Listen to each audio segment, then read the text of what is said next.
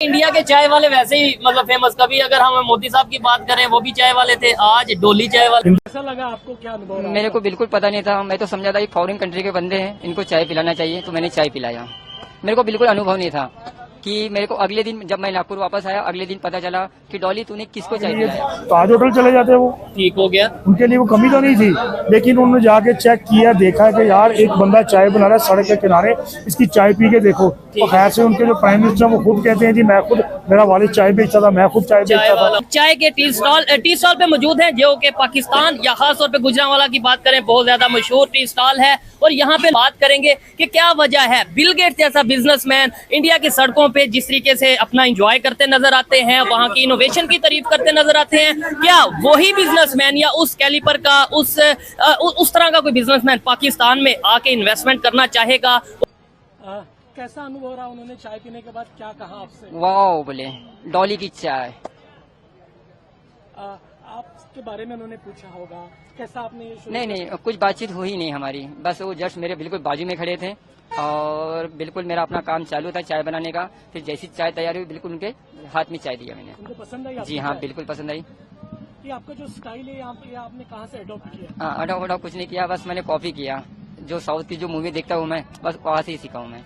आपको पता है बिल गेट्स ने आपका वीडियो भी शेयर किया है? हाँ जी हाँ, बिल्कुल मैंने कल ही देखा, ये कल ही देखा मैंने। जब मैं नागपुर आया अगले दिन मेरे को पता चला। अब कैसा लग रहा है आपको? अब बहुत ज्यादा ये फील हो रहा है मेरे को। मैं कहता है कि मैं नागपुर का डॉली चाय वाला सही में बना हूँ।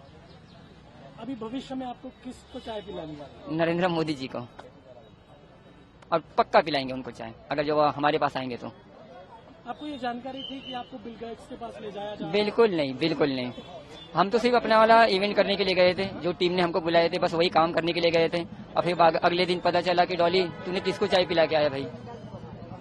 इतने बड़े व्यक्ति तक पहुंचना, ये आप कैसा देखते हैं इसे? हाँ, मेरे को तो प्राउड भी फील हो रहा है, एकदम प्राउड फील हो रहा है मेरे को कि मैं सही में उनको मिल गया। में जो आईटी है वो बहुत हमसे बहुत आगे है। नहीं, इसमें तो कोई शक नहीं है। तो सारी बात है, बिल गेट्स ऐसे इंडिया जाता है जैसे उनका ससुराल है, उनका घर है। चाय पीने अभी राम मंदिर बनाया, आपकी कितनी सेलिब्रिटी उनकी इंडियन फिल्म एक्टर सब गए हैं। बिल्कुल ऐसे ही है। अक्षय ने 10 करोड़ रुपए दिया, बिल्कुल ऐसे दिया ना। यहाँ एक मस्जिद बनती है मोहल्ले में, आप तो 100 रुपया नहीं देते चंदा। वो अखंड भारत, मैंने आपको लास्ट इंटरव्यू में बताया था कि अखंड भारत बनाना चाहते हैं। नहीं, मैं आपने अगर लास्ट इंटरव्यू में बताया भी था तो शायद मैंने तब भी डिसएग्री किया होगा। उनकी जो किताब है ना, मजहबी किताब संस्कृत, उसमें ये लिखा है कि जब तक सिंधु नदी, ठीक है, दरिया सिंध जी। ये हिंदुस्तान में शामिल नहीं होता, हिंदुस्तान मुकम्मल नहीं होगा। अच्छा, और एक बात उधर बिल गेट्स ने की है, उन्होंने अपने एक्स पे ये लिखा है कि भाई इंडिया के हर मोड़ पे आपको इनोवेशन मिलेगी, चाहे वो चाय हो या किसी भी चाय हो, खाना हो, रोटी हो, दाल सब्जी हो, हर चौक में चौराहे पे आपको मिलेंगे वो। ठीक है, और वो हमारा जो कल्चर है तकरीबन सेम ही है। लेकिन हम मानते नहीं इस बात को, हम कहते नहीं जी इंडियंस का, हिंदुस्तान का कल्चर लेता, पाकिस्तान का लेता। जब उड़ी सेक्टर पे धमाका हुआ था, ब्लास्ट हुआ था, उनके काफी फौजी 35-40 मारे गए थे। वो उनका एक खान साहब है, टीचर है वो, ठीक है, वो कह रहा था कि अगर उस वक्त प्राइम मिनिस्टर मोदी साहब होते ना तो वो कराची उड़ा देते। तो भाई हम क्या बच्चे हैं छोटे। जी तो दोस्तों, मैं हूं सुहेब चौधरी और आप देख रहे हैं मेरा और आपका YouTube channel real entertainment TV. आज की वीडियो बहुत ही जबरदस्त होने वाली है। डोली चाय वाला इंडिया में ना सिर्फ बहुत मशहूर है बल्कि दुनिया के बड़े बिजनेसमैन बिल गेट ने उनसे चाय पी और अपना एक्स पे एक स्टेटमेंट दी जिसमें ये बोला कि इंडिया के हर मोड़ पे इनोवेशन मिलेगी। इसी हवाले से आज पाकिस्तान की पब्लिक से बात करेंगे। इस टाइम हम मौजूद हैं और यहाँ पे आके इस तरीके से आजादी से जो है वो अपना सैर करता नजर आएगा। पब्लिक की ओपिनियन आप तक पहुंचाएंगे, जो मेरी पर्सनल ओपिनियन है वो भी मैं आपको बताऊंगा। चलते हैं वीडियो की तरफ और मिलते हैं वीडियो के बाद। जी सर, क्या कहना चाहेंगे? खबर तो आपने भी सुनी होगी कि बिल गेट्स दुनिया का अमीर तरीन बिजनेसमैन रह चुका है। वो ना सिर्फ इंडिया की सड़कों पे बहुत मतलब आसानी से फिरता नजर आ रहा है और वहाँ के चाय वाले के बारे में उन्होंने बड़ी तारीफ की है। तो मुझे लगता है इंडिया के चाय वाले वैसे ही मतलब फेमस। कभी अगर हम मोदी साहब की बात करें वो भी चाय वाले थे, आज डोली चाय वाला है। ये क्या कहना चाहेंगे इस हवाले से? देखिए जी, अस्सलाम वालेकुम। बात ये है कि जी बिल गेट्स कोई छोटा मोटा बंदा तो है नहीं, ठीक है, सारी दुनिया जानती है। ये वही बिल गेट्स है जिसने पाकिस्तान के साबिक फेडरल मिनिस्टर थे चौधरी यासीन इकबाल साहब, उनको कहा था कि मैं आपके मुल्क में एक यूनिवर्सिटी कॉलेज टाइप खोलना चाहता हूँ आईटी के हवाले से। तो हमारे जो मिनिस्टर साहब थे तो उन्होंने कहा था कि जी आप हमें प्रॉपर एक लेटर लिखें। कहाँ बिल गेट्स, कहाँ एहसन इकबाल साहब, तो इनको तो उस वक्त सोचना चाहिए था ना कि पाकिस्तान के बारे में। अभी मैंने आपको बताना था कि हिंदुस्तान में जो आईटी है वो बहुत हमसे बहुत आगे है नहीं, इसमें तो कोई शक नहीं ठीक है। तो जारी बात है, बिल गेट्स ऐसे इंडिया जाता है जैसे उनका ससुराल है, उनका घर है, ठीक है। पाकिस्तान में तो कोई नहीं आता। नहीं, मैं कहता हूँ पाकिस्तान में आ भी जाए, लेट्स सपोज कोई इस लेवल का, इस प्रोफाइल का बिजनेसमैन पाकिस्तान में आ जाए, मैं कहूँगा वो मेरी ऑब्जर्वेशन है कि पूरे शहर को बंद कर दिया जाएगा जी, बिल गेट्स आ रहा है। और वहाँ पे डोली चाय वाले ने बाद में ये स्टेटमेंट दिया कि भाई मुझे तो अगले दिन पता चला कि ये कोई मतलब बिल गेट्स है या कोई बहुत बड़ा बिजनेसमैन है, मैंने तो समझा फॉरनर है, मैंने चाय पिलाई है, उन्हें चाय बड़ी पसंद आई है। अच्छा, और एक बात उधर बिल गेट्स ने की है, उन्होंने अपने एक्स पे ये लिखा है कि भाई इंडिया के हर मोड़ पे आपको इनोवेशन मिलेगी, चाहे वो चाय हो या किसी भी चाय हो, खाना हो, रोटी हो, दाल सब्जी हो, हर चौक में चौराहे पे आपको मिलेंगे वो, ठीक है। और वो हमारा जो कल्चर है तकरीबन सेम ही है। लेकिन हम मानते नहीं इस बात को, हम कहते हैं नहीं जी, इंडियन का, हिंदुस्तान का कल्चर लेता, पाकिस्तान का लेता।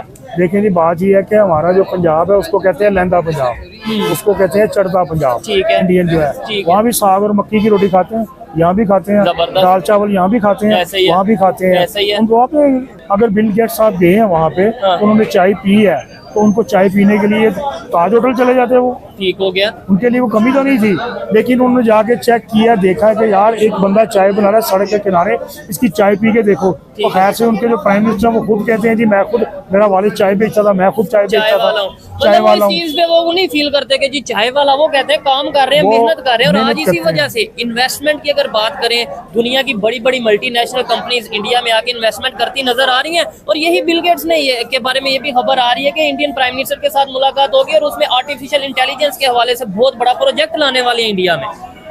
वो इंडिया में तो लाएंगे प्रोजेक्ट, इसलिए कि मोदी साहब को फुल कोशिश है कि मैं जो अप्रैल 2024 में है वो इलेक्शन में जा रहे हैं, ठीक है, तो इलेक्शन में जीत जाऊं, ठीक हो गया। लेकिन इससे पहले वो इलेक्शन जीते, उनकी जो पब्लिक है, इंडियन आवाम जो है, वो भी कहती है, कुछ कहते हैं जो बिल्कुल ही फंडामेंटलिस्ट, जिनको हम बुनियाद परस्त कहते हैं हिंदू, वो कहते हैं जी मोदी साहब आए।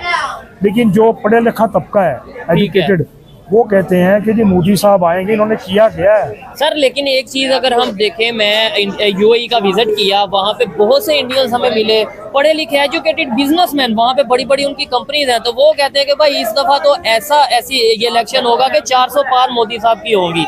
यहाँ पे हमारे मीडिया पे बताया था। फिर एक सवाल ये कि किया क्या, जो हमें नजर आ रहा है दुनिया की 5वीं बड़ी इकॉनमी, मतलब आप डिसएग्री कर सकते हैं वो जी जी, मेरा ख्याल है आप चौथी बड़ी इकॉनमी कह रहे हैं, वो तो कह रहे हैं 2025 में हम तो दूसरे नंबर पे आएंगे, ठीक हो गया। उन्होंने बिल्कुल कहा है उन्होंने, ठीक है। उनका जीडीपी आपको पता कितना है? कितना? 600 अरब डॉलर है। आपका कितना है? ठीक है, 300। मांगे तांगे की सवारियां मांग रहे हैं भीख। अभी आपको पता चलेगा 2 महीने बाद जब जून में बजट आएगा, ठीक है, ये हमारे हमजा शहबाज शरीफ जो साबिक सीएम थे, उन्होंने कहा था जी हम इनको ना बिजली फ्री देंगे, ठीक हो गया, ठीक है। अब वो कह रही है उस्मा बुखारी साहबा के जी वर्ल्ड बैंक से पूछ कर देंगे, ठीक है। तो वर्ल्ड बैंक, आपने गैस ली, ईरान ने फाइन कर दिया है, अब पाकिस्तान उसकी मिन्नतें कर रहा है। अभी चंद दिन पहले आपने उस पर हमला भी किया, अटैक भी किया है, वो उनकी भी गलती थी, कुछ हमारी भी गलती थी, लेकिन ज्यादा उनकी थी क्योंकि जितने वो बीएलए वाले थे आप उनको पनाह देते थे। अच्छा, ईरान ने अटैक भी किया, फिर उसके बाद ये इस्लामिक ब्रादर कंट्री या ब्रादर उम्मा, ये इसका कंसेप्ट तो एक साइड पे हो गया। फिर 18 बिलियन डॉलर का फाइन, ये कितना बड़ा फाइन है। आप दे सकते हैं 18 बिलियन डॉलर? मैं कहता हूँ हम तो बिल्कुल पाकिस्तान तो आप तो उनके पाँव पड़ रहे हैं, कहते हैं भाई खुदा का वास्ता वर्ल्ड में ना कोर्ट में जाओ, हमारी जान छोड़ दो।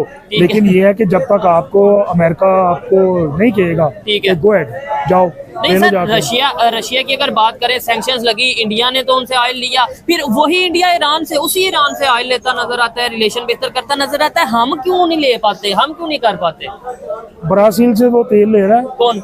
इंडिया रशिया से ले रहा है, ठीक है, और वो आगे बेच रहा है। हाँ, कच्चा तेल लेके बेच रहा है। पूरी दुनिया में कच्चे तेल का सबसे बड़ा जो ग्राहक है वो चाइना है, ठीक हो गया, ठीक है। इवन यूरोप को इंडिया जो सा वो ले रहा है ना। हाँ। आप तो वहां से गल्ला लेने गए थे, गंदम, फिर आपने कहा मैं सस्ता तेल दूंगा आपको 50%, ठीक है, तो क्या हुआ आपके साथ? फिर अगर हम ऑयल ले भी आते तो उसे रिफाइन कहाँ से करवाते? हमारे यहाँ पे उस लेवल की जो बंदा लेने गया था ये चीजें, गंदम हो गया, ऑयल हो गया, उसको तो आपने गोलियां मार के जेल में डाल दिया, ठीक है। अब कौन जाएगा लेने?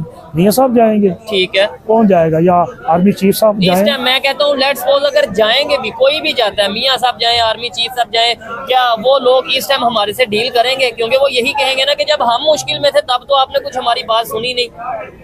ठीक है जी, बात ये है कि अभी जो हमारे एक्स प्राइम मिनिस्टर हैं इमरान खान साहब, वो जेल में है। ठीक है।